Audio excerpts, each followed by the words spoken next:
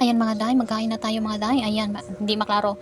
May gulay po tayo dyan na upo at saka malunggay. Para siyang kapayas mga day, no? Pero hindi siya kapayas mga day. Upo po yan.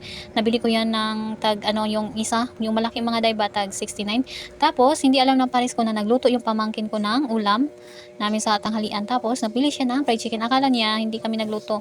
Pero okay lang mga day. Makain din naman yan. Ayan, kainin natin mga day. Yung pares ko hindi siya kumain ng gulay, fried chicken lang yung kinain niya. Ganun talaga siya mga day, hindi siya mahilig sa gulay mga day. Ang mahilig talaga sa gulay mga day ako at sa yung anak ko at saka yung pamangkin ko. Makigulay po kami kasi lumaki talaga kami na gulay yung kinakain namin. Pero ngayon mga day, lagi lang kami na parang hindi mawala yung karne mga day, manok or karne, yung mga kasi mga day, yun yung ang hilig niya mga day. Kahit na sabihin ko sa kanya, mas okay yung gulay araw-araw, ayun yung mga day. Kaya pag may dito mga day, dumadaan na nagbibenta ng gulay mga day, bibili talaga ako mga day kasi hindi siya bumibili mga day. Hindi po ako makatanim dito kasi may mga kambing na dumadaan tapos may baka pa. Kaya ako lang, paano ako mga day, tanim kong open, maraming mga hayop na dumadaan na kumakain dito sa likuran namin. Ayan mga day, kumbati tani mga day. Masarap din namang gulay mga day, kaya lang hindi talaga kami araw-araw makakain ng gulay. Mas maganda kasi yung araw-araw mga day, no? Para sigurado mga day ba. Pero okay lang yung pares ko, hindi ko makain ng gulay. At least may vitamins siya mga day. Umaasa lang yan sa vitamins mga day.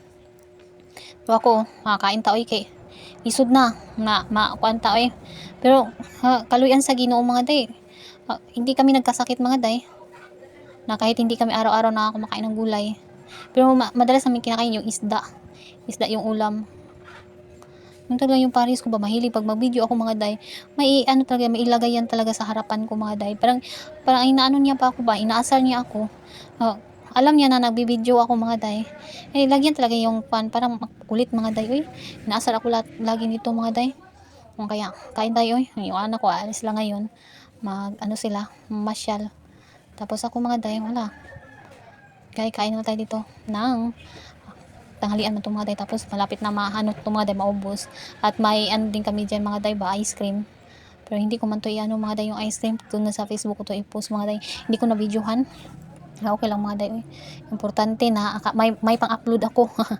Patapos na ako dyan mga day. Kasi nano ako mga day ba.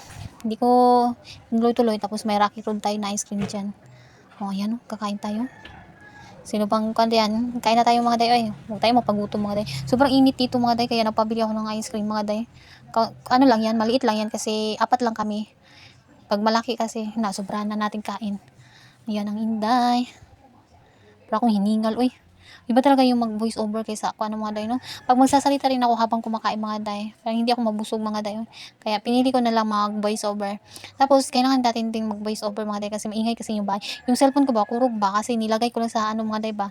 Yung, parang pag bito ng hangin, para siyang mauyog. Kung saan mauyog ko Sa Tagalog, iwan ko